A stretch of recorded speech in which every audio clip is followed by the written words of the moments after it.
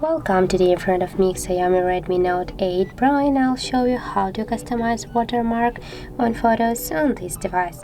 So first you should go to the camera application and tap here on the right upper corner to the burger menu.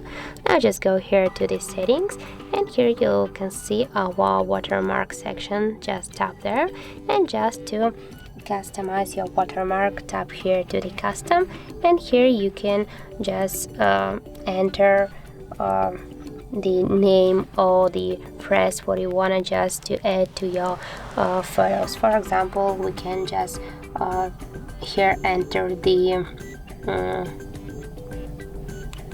hello word, and now we can just save that, and that's saved successfully. Also we can add the timestamp on our photos.